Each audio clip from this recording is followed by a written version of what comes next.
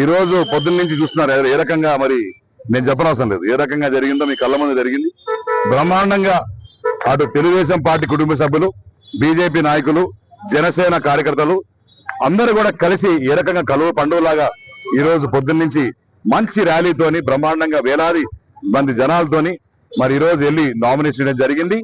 వాళ్ళందరికీ కూడా నేను ప్రతి ఒక్కరికి పాదాభివందనాలు చేసుకుంటున్నాను.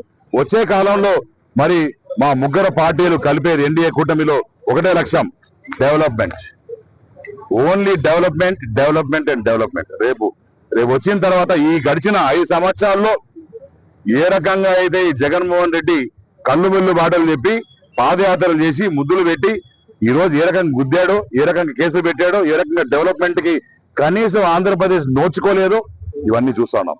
కాబట్టి వచ్చే ప్రభుత్వం తెలుగుదేశం ప్రభుత్వం, పవన్ కళ్యాణ్ గారి ఆలోచనతోని, చంద్రబాబు నాయుడు గారి మంచి స్ఫూర్తితోని, అలానే లోకేష్ అన్న మరి ఆయన కష్టంతో డెఫినెట్ గా రేపు పొద్దున మంచి డెవలప్మెంట్ చేసి చూపిస్తాం. ఆ రోజు 2019 బిఫోర్ వేసిన రోడ్లే, మేము వేసిన రోడ్లు వాళ్ళు పెట్టిన గుంతలు, మేము వేసిన ట్రాన్స్ఫార్మర్లు వాళ్ళు వీకిన లైట్లు, మేము ఇచ్చిన ఇల్లు అవి కూలిపోయే పరిస్థితులు ఉన్నాయి.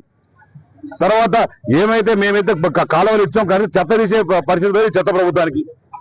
ఈయనకేమో సిద్ధం సిద్ధం సిద్ధం అంటారు. నేను ఒకటే చెప్తా ఉన్నా, నువ్వు ఇంటికి పోదారు సిద్ధం. Bye bye Jagan, bye bye Madhu.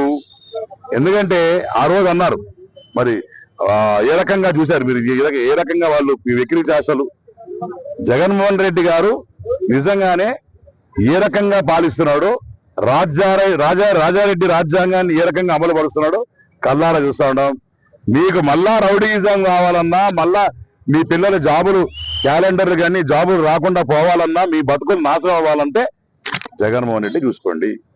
లేదా మళ్ళీ మీ పిల్లలకు ఉద్యోగాలు వచ్చి, మీ రోడ్లు బాగుపడి, మీ ఇల్లు వచ్చి, మీ పిల్లల భవిష్యత్తు బాగుండి, మళ్ళా మీకు రావాల్సిన ఏమైతే మరి ప్రభుత్వం నుంచి ఇచ్చే ఉన్నాయో కానుకలు అవన్నీ ఉన్నాయో అవన్నీ కూడా రావాలంటే మళ్ళా చంద్రబాబు నాయుడు గారికి ఓటేసి ఆయన ముఖ్యమంత్రిగా గెలిపించాలని కోరుకుంటున్నాను. అట్లనే శ్రీకాళహస్తి ప్రజలందరూ ఒకటే కోరుకుంటున్నాను.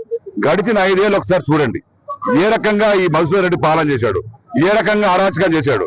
ఇవన్నీ చూసి న్యాయానికి ఓటేసి మళ్ళా గోపాలన్న పాలన రావాలా.